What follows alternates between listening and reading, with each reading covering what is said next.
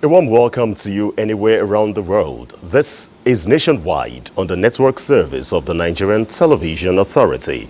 I'm Ayodeji Makinde. We'll begin by telling you that President Bola Tinubu is assuring that Nigeria is maintaining its sovereignty and getting its respect back in the Committee of Nations with the steady restructuring of the economy. The president said this when he hosted members of Tinubu Shetima Campaign Council to an iftar at the State House. President Tinubu appreciated members of the APC Presidential Campaign Council and the independent wing for their hard work, which ensured his victory at the poll. He assured them that he is now committed to delivering on the mandate which they worked for to make Nigeria a better country for the citizens and generations to come.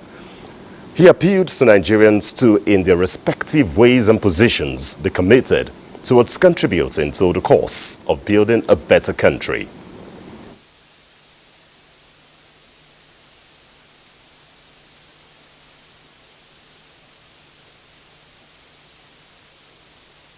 I campaign on hope. I have to rest on that hope and push for that hope, for the joy of every one of us. The economic is looking good. Don't worry about that. Don't worry about that. Yes, we know we have the challenge of inflation. It's okay. We will bring it down.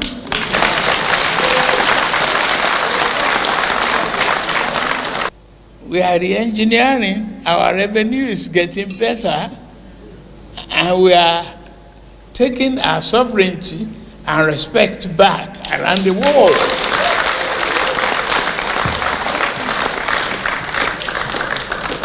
Not that we have to go there and hire them to do the job for us. We are doing it ourselves. Whatever is happening to us, we have to solve it by ourselves. It is your effort, your thinking, your resourcefulness, your investment, your dedication and hard work that can only get us there. Vice President Kashim Shettima encouraged the party members and all Nigerians to continue to support the president, whom he assures has genuine intention for the greatness of Nigeria. Let us rally around our president, who is determined to reposition this country. For the National Assembly, sir, be rest assured we'll do everything to support your policies for you to turn this country around. For the campaign council, even with our dissolution, we remain committed and we will remain ever available for support. And we'll continue to support you. We'll continue to support the Ashwazu Shetima project. The federal government has arraigned Binance Holdings Limited at the Federal High Court in Abuja, along with its two executives, Tigran Gambarian and Nadim Anjarwala. Judiciary correspondent Austin Anyebe reports that they were, however, unable to take their plea due to inability of the prosecution to serve the first defendant with charges. The reports. Proceedings started this morning with serious legal arguments on whether the second defendant in court can proceed to take his plea without the first defendant, Binance Holdings Limited, being served with charges. The defendants are being charged for money laundering by the Economic and Financial Crimes Commission (EFCC) and multiple tax evasions by the Federal Inland Revenue Service in the two separate cases. The first defendant, a company Binance Holdings Limited, was not legally represented in court. The second defendant was in court, while the third escaped from custody on 22nd February 2024. On the charges of tax evasion preferred against them by the FIRS, the prosecution sought the permission of the court to serve the second defendant in court, as they were unable to serve him in his custody. This was granted by Justice Emeka Nwite, who adjourned the case to 19th of April 2024 to enable the defendant to study the charges and discuss with his lawyer. In the second case, EFCC served the second defendant with the money laundering charges, but was prevented from entering his plea. Counsel to the defendant argued that until the first defendant, Binance Holdings Limited, is served with charges, the second defendant cannot be arraigned. He cited sections 126 and 477 of the Administration of Criminal Justice Act 2015, which requires a consent of a member of a corporation to stand on its behalf in a matter, saying EFCC's attempt to serve the second defendant on behalf of the first defendant is alien to law. Counsel to EFCC disagreed with his view, saying the provision cited in ADJA says a corporation can be served through its agent, of which the second defendant is an employee of Binance Holdings Limited. Having listened to the argument, Justice Emeka Nwite adjourned the matter to 8th of April 2024 for ruling on whether the second defendant will proceed to be properly arraigned or not. From the Federal High Court, Abuja, Austin Anyebe, NTA News. Lagos is next on Nationwide, and Hingino will be our guide. Over to you, Hingino. Thank you, Ayodeji. Regulating the internet has been a topic for discussions in recent times, creating two sects of opinions, those for and against. Lanrebele takes a look at arguments surrounding this issue. It's a virtual network and a medium of electronically designed to aid online communications. Inasmuch as it is effective and efficient in conducting businesses and provides social support, its operations cannot be left unchecked, as there have been cases of cybercrime. This has led to the debate on its regulation, which has come under two convictions: those that believe it should be regulated and those that are against it. Believers in regulation say it is necessary for social order, national security, as it will halt the spread of ethnocentric contents and misinformation. Why are there traffic regulations? So that people can be safe. I'll just give you an example that many people have committed suicide. Children, because they've been bullied on social media.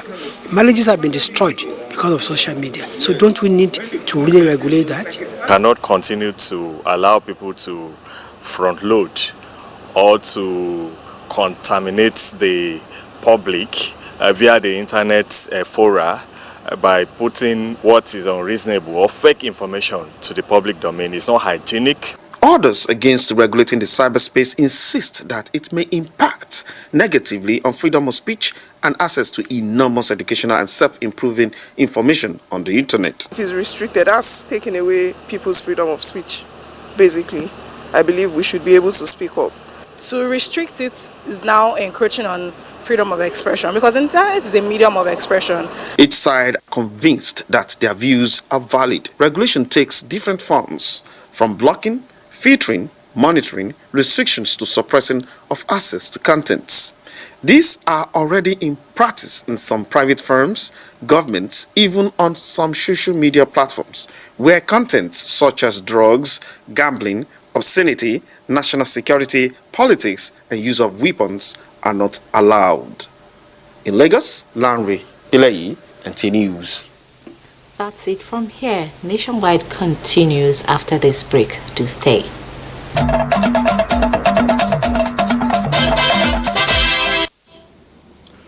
You're welcome back.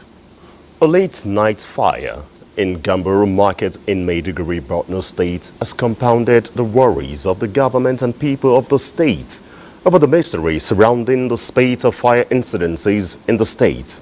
Although cause of the disaster is yet to be established, it occurred just 2 days after the State Commissioner for Justice disclosed plans for prosecution of suspects implicated in the recurring fire disasters across IDP camps in the state.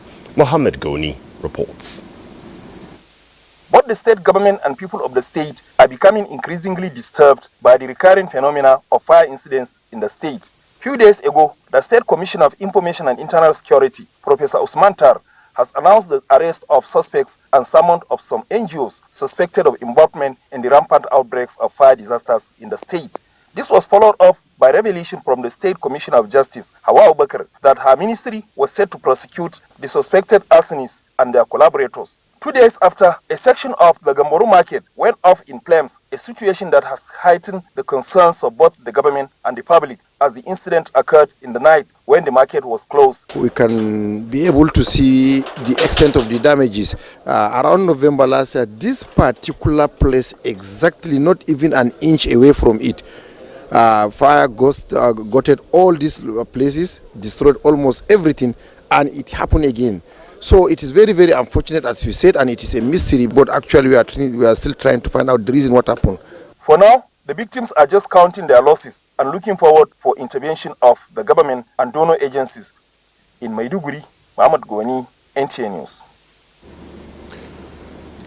Now joining me live from the scene of the disaster is correspondent Tina Toro. Hello Tina, not the best of stories coming from that side, but what's the latest that we have from that end? Up until this very moment, the cause of fire is yet to be ascertained, but we do know that the fire started at this very spot, just by the perimeter fence of the market. One of the shops was gutted by fire and then moved throughout the section of the market, destroying goods worth millions of naira. At this point, the owners of the shop are devastated. We can see the hopelessness. We spoke with one of the victims, and he said when he got the call and was told that his shop was on fire, he said his heart stopped. These are people that actually went to bed with the hope of a better future for themselves and their families, feeling secure that at least they have something that can put food on the table. But by this morning, they have lost virtually everything.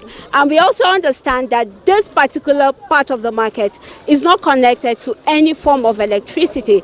So they are equally perplexed as to what would have caused the fire.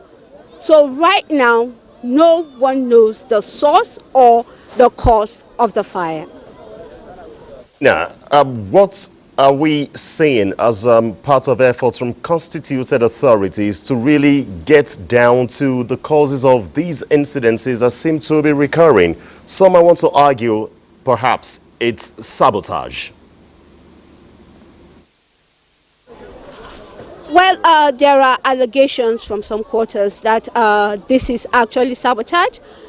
From what we've heard, that there are some NGOs involved, but yet to be ascertained.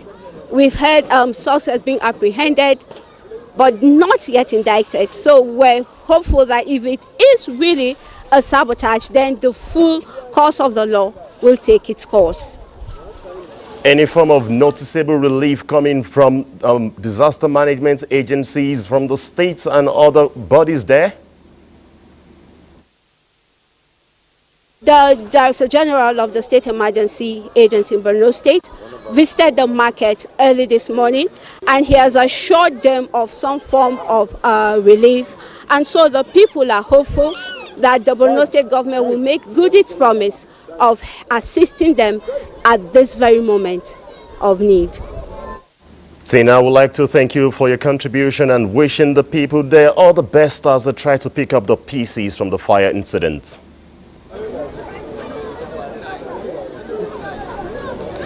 Correspondent Tina Toro in Maiduguri there, giving us an update on the recurring fire incidences in different parts of the state.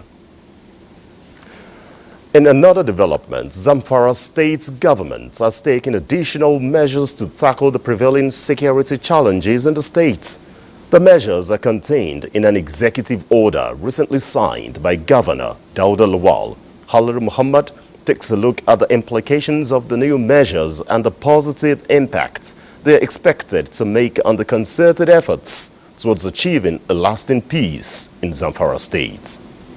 The prevailing security challenges in Zamfara have compelled past and present administrations in the state to adopt various measures aimed at addressing the situation. An executive order signed by the state governor Dauda Lawal prohibiting the sale of more than 50 liters of petroleum to vehicle at a time, in addition to restriction on time for selling the product from 6 o'clock in the morning to 6 o'clock in the evening. The measures as contained in the executive order also include prohibition on sale of unlabeled bread and packaging them in sacks, as well as restriction on transportation and sale of bread to only local government headquarters. Other prohibitions affect the use of tinted glass and covering of plate numbers. It's not a bad idea, it's a good idea, so that government should be able to know to trace out those people that are not ready to contribute or to bring peace to the humanity. Any measure that the government intends to take to curtail the issue of insecurity in the state is a welcome one. Effort to speak with any government official on the rationale, impact, and level of compliance with the measures recently taken proved unsuccessful. In Gusau, Halir Muhammad, NTA News. Now let's join Halir Muhammad, who is live from Gusau, to speak more on the issue. Now, Halir, it's good to see you. We all crave for lasting peace in Zamfara State. To what extent would this executive order make that a reality? Good afternoon, and thank you very much for joining us in Gusau, the Zamfara State capital. As you have heard from the report just taken, some of these problems that have been mentioned or contained in the executive order recently signed by the executive governor of Zamfara State, Dr. Dauda Lawal, are contributing factors to the security challenges bedeviling Zamfara State for more than a decade now. Now, the present administration and of course his predecessors have taken similar measures aimed at curtailing the problems of insecurity that has been bedeviling the state. So we hope that some of these measures that have been taken, if actually and well followed, will go a long way in addressing the challenges of insecurity which the state has suffered for more than a decade now. Yeah. Tell us, the citizens, residents actually, and indigents of Zamfara State, what are you noticing from their own side as their reaction to this latest development? Well, if you look at the story we have just taken and with the interaction I have had with many citizens of Zamfara State and of course other residents, they are in full support of all the measures being taken by the state government and are ready to contribute their quota to the restoration of lasting peace in Zamfara State. You will agree with me that people have suffered a lot and they are contributing and supporting any government policy or program that will address security challenges that has been bedeviling the state for a very long time. Surely we expect this to bring lasting peace to Zamfara State. Halir, I would like to thank you for joining us on Nationwide. It's my pleasure. Thank you very much.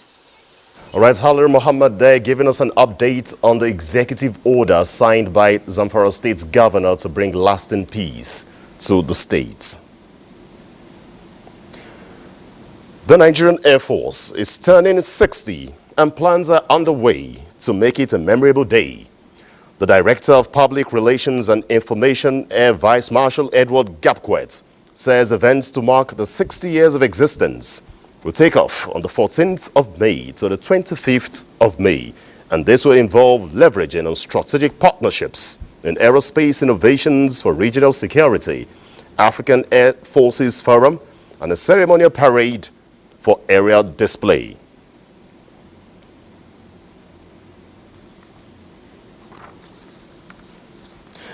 And now we'll cross over to our Ibadan Network Center, and Kemi is our guide. Over to you, Kemi. Good evening. A very good evening and welcome to Ibadan. 1,000 piggery farmers in Oyo State have benefited from the state government's feed and disinfectant distribution as part of effort to promote animal production. The State Commissioner for Agriculture and Rural Development, Olasunkanmi Olaleye, says the gesture is the third phase of a sustainable action for economic recovery. Safer. Kehinde Omolosho completes the report. The Sustainable Action for Economic Recovery Initiative, SAFER, of the Oyo State government is aimed at cushioning the effect of economic hardship occasioned by the removal of fuel subsidy. Oyo State Governor Seyi Makinde, represented, says the state government is making efforts at improving animal production through artificial intelligence with focus on cattle, sheep, pig and goats for high production of beef, pork, chicken and dairies. Other efforts at encouraging farmers is 50% subsidy on the use of tractors in cultivating farmlands. In the next few days, we will also proceed to the stage of giving maize seed and cassava cuttings, herbicides and knapsack sprayers to crop farmers across the state. It's going to help them. It's going to improve their products. The level of their productions will be produce more people. It will be more benefits. The gesture to the beneficiaries will help improve their production. But like Oliver Twist, they still want more. Importing exotic breed for us, like allocation of some acres of land for the farmers, provision of fees like this one, it may be a subsidized rate. The advice is for the farmers to make judicious use of the inputs so as to reduce the cost of farm produce in the state. Kehinde Omolosho, NTA News. Itikaf is a time to renew one's relationship with Allah without distractions of daily life. Usually observed in the Jumat Mosque during the last 10 days of Ramadan, some Muslim faithful are currently observing the religious piety. Kehinde Omolosho, again in this report, x-rays the benefit of itikaf and how it should be observed. Itikaf is a spiritual retreat embarked upon in the last 10 days of Ramadan to renew and energize the body and soul. Its observance helps strengthen one's faith and further perfects the worship of Allah. How then should it be observed? When you sit down with Allah for the last 10 days and you are eulogizing Him, glorifying Him, praising Him, and saying your regular prayer accordingly, then surely you will meet the blessings of Allah as He promised. Definitely there is a night in the month of Ramadan which was never been mentioned to any other prophet except Muhammad. This is a glorified, honored, highly classified night of Laylatul Qadr. Laylatul Qadr. And it is the day, the affairs of people will be decreed for the next year. So this is very significant that every Muslims look out for this night and make sure he is able to get the benefits. For a father going to I'tikaf, he must make necessary preparation in terms of providing for them what is needed for them during the time he will be away from the family, in terms of provision, what they will have to eat. So these are necessary things that he has to put in place before going to I'tikaf. A woman must have the consent of her husband before performing I'tikaf. Leaving the mosque, not having a stable mind, having sexual intercourse and menstruation are acts that nullifies I'tikaf. The advice to Muslims in the last 10 days of Ramadan is to be steadfast in observance of daily prayers and giving charity to the less privileged in the society. Kehinde Omolosho, NTA News. And that's our contribution from Ibadan. Nationwide continues in Abuja. Do stay with us. Thanks, Kemi, in our Ibadan Network Center. Residents of Port Harcourt have described the presidential assent to the Students' Loans Bill as a step that will contribute largely to strengthening the hope of Nigerian students towards the actualization of their goal. They made their views known while interacting with correspondent Gabriel Amunike. The reports. The Students' Loan Amendment Bill, which has been signed by President Bola Tinubu, allows Nigerian students in tertiary institutions to access interest-free loan from the Nigerian Education Fund. The bill also provides for the establishment of the Nigerian Education Bank, which will have the power to administer, supervise and monitor the management of the student loan scheme. Some students and lecturers, in their reaction to the assent by the president, appreciate the move, describing it as a means to alleviate the financial burdens faced by parents of the underprivileged. It will help the students in terms of their academical process. I think we love it and we want to say thank you to our president. Lack of employment and other things for our parents. We don't longer have much money to pay some of our fees, some of our textbooks. But that one, it will help in one way or the other. We need to rework curriculum to incorporate job creation, entrepreneurship, so that when people, before they graduate, at least they have an idea of what to do, so that they'll be able to pay back that loan. It is the expectation of many who commended the financial assistance scheme that the law will be implemented without delay. In Port Harcourt, Gabriel Amunike, NTA News. To have more insight on that report, let's go over to Port Harcourt, where Robinson Derateide will now be giving us reaction to the presidential assent to students' loan bill.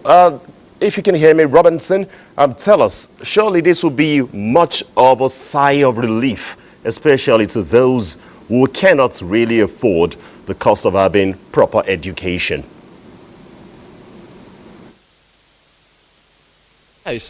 In Port Harcourt, students are very excited. Let me quickly say that I'm right inside the University of Port Harcourt premises, where we earlier spoke with a lot of students, and all of them were excited about this scheme. In fact, they said this is the best they have received from government since 1999, when democracy returned to the country. And they are also excited because the major constraint or concern of students is access to finance. In fact, most of them drop out of school, or some of them rather, drop out of school on a yearly basis because of lack of finance. And with this scheme, it is believed that they will not have such challenges again. And they also are aware that this also includes those that are pursuing vocational skills. This also means that if they wish to pursue, students who wish to pursue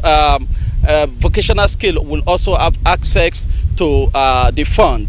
But one major concern, to, not only to the students, but also to parents, is the issue of proper implementation.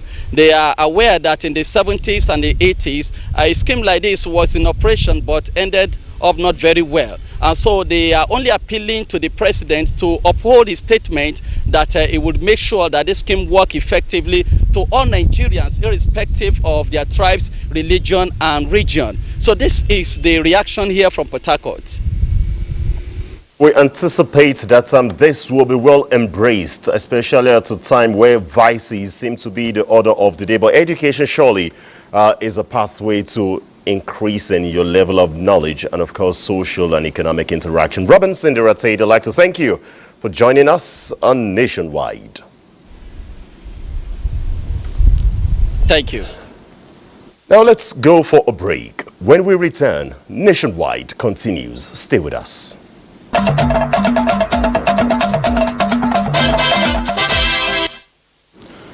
You're welcome back.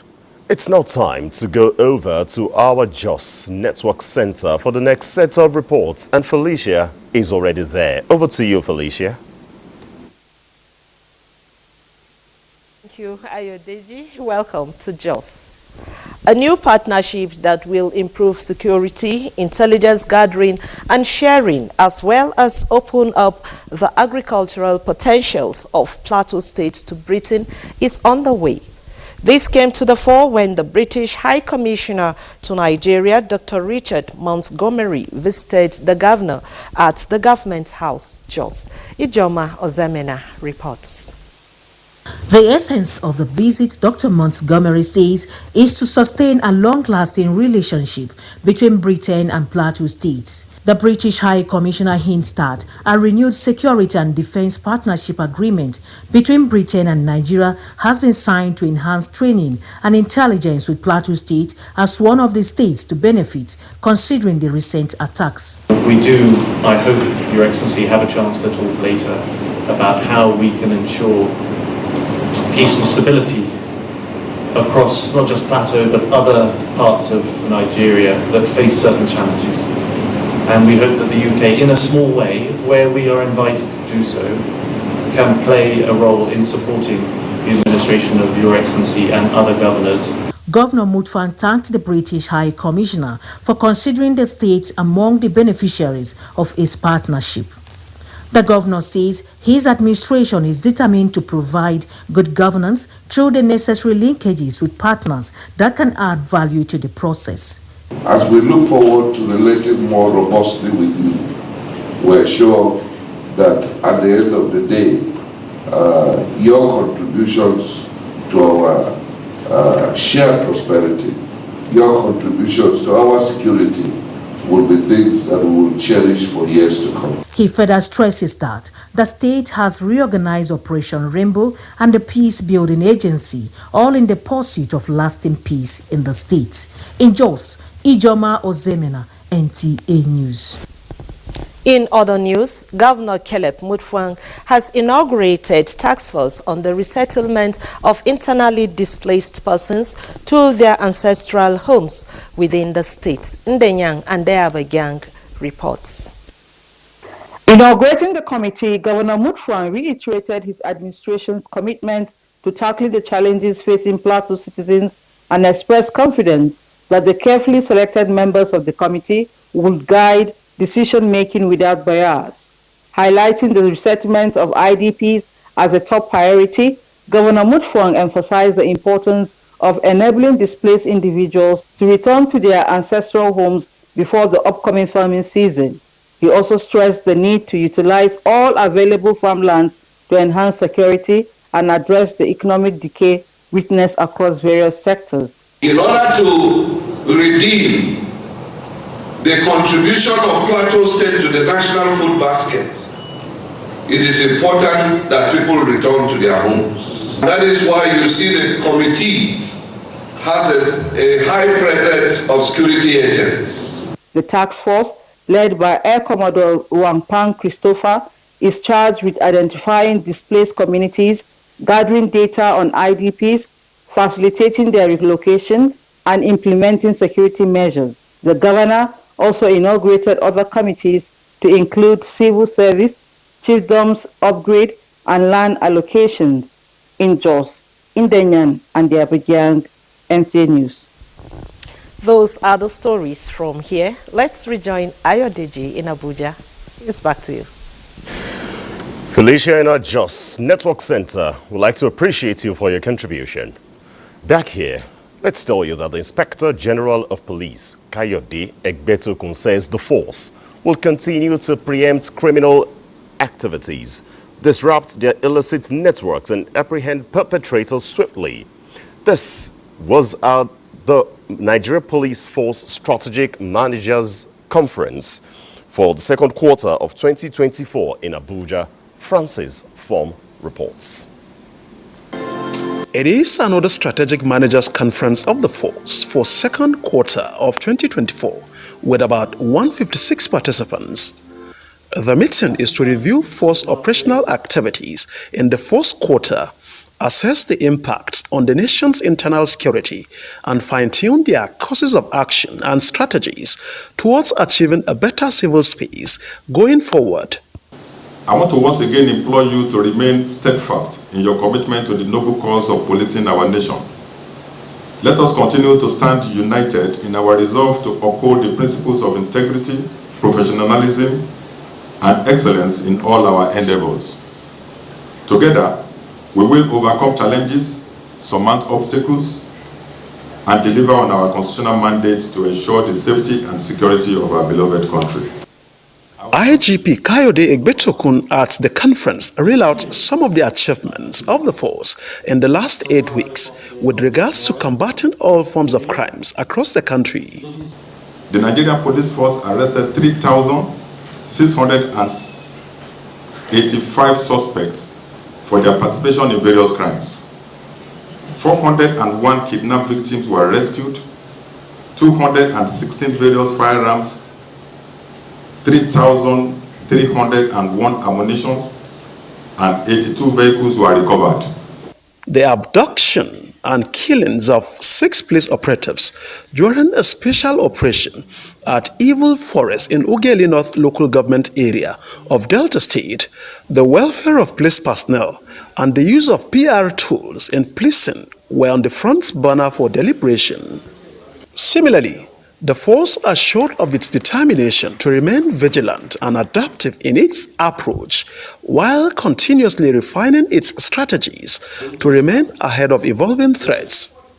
Francis from NTA News. Elsewhere, in an era with complex security challenges, a cordial and symbiotic relationship between the military and the media cannot be underscored. This relationship, the Chief of Army Staff, Lieutenant General Taurid Lagbaja, says will help to safeguard national security. Correspondent Susan Esu reports that the Chief of Army Staff made the assertion during the first quarter of Nigerian Army Civil-Military Cooperation Media Chat in Asaba.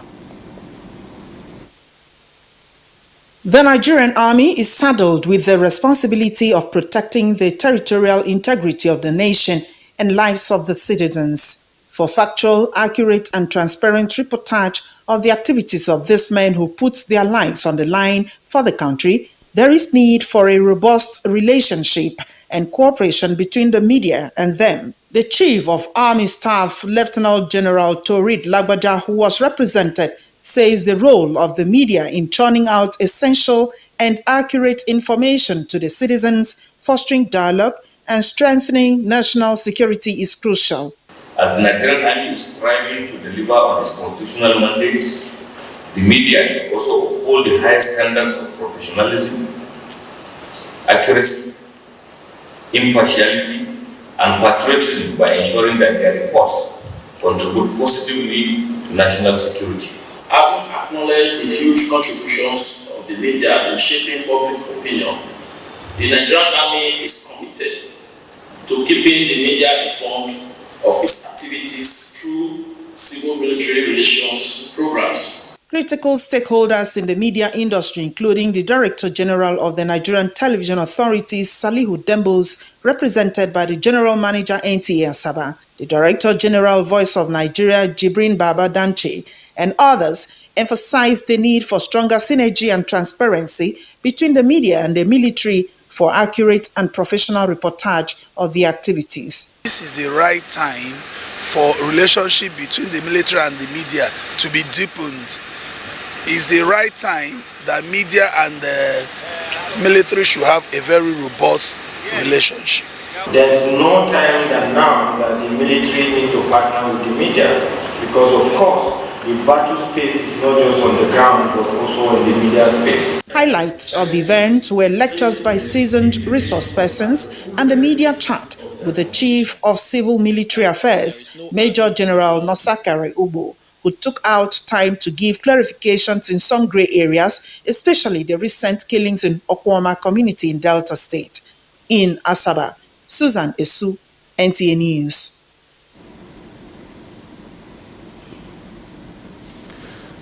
In another development, the Federal Road Safety Corps Interagency Joint Task Force has arrested 35 trailers conveying 982 passengers as part of efforts to reduce trailer crashes in the country. Correspondent Oyeyemi Ajayi has details.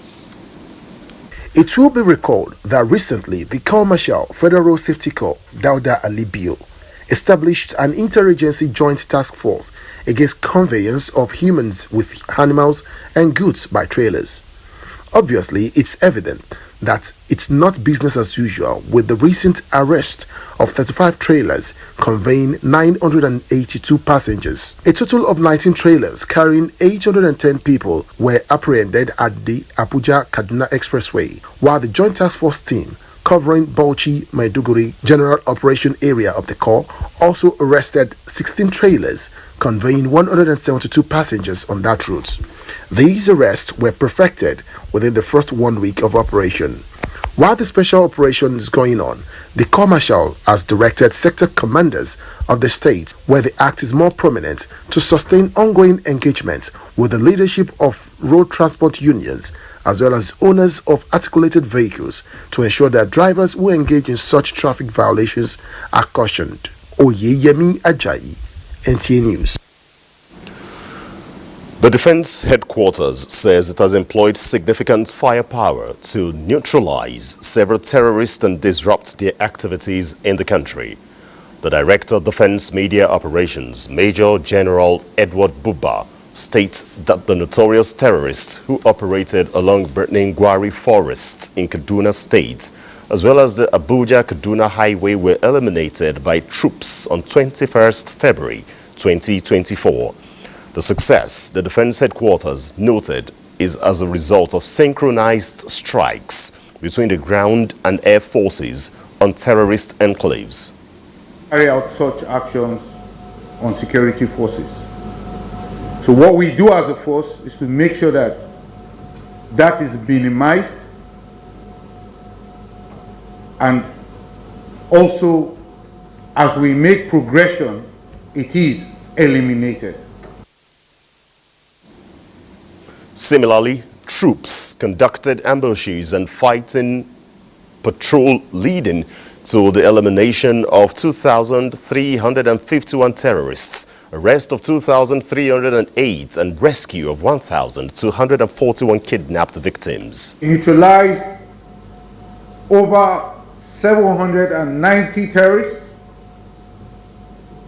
They arrested 160 suspects. The Defense Headquarters assure that it will continue to hunt criminals across the country. Commander 2 Brigade, Nigerian Army, Akwa Ibom State, and Commander Sector 4 Operations Delta Safe, Brigadier General Jafar Ibrahim, has described the synergy between NTA and the Army as the path to national development. This was when the General Manager, NTA Uyo, Alice Ugbe, led members of the station's management on a visit to the brigade. Evelyn Badu Ekbo reports. The visit by NTA Uyo's management is to further cement the relationship existing between NTA and the Nigerian Army. General Manager NTA Uyo Alice Ugbe appreciates the robust and harmonious relationship with the Nigerian Army while commending their efforts in sustaining peace and security of Nigerians. I pledge NTA Uyo stands to put your activities in good light through our digital social platforms via Facebook, YouTube and StarTimes, and also on our local and national levels of publicity. I did say that NTA and the Nigerian Army all the way for greater network cooperation. We are key players in the quest for national development. Just as you have come with open arms,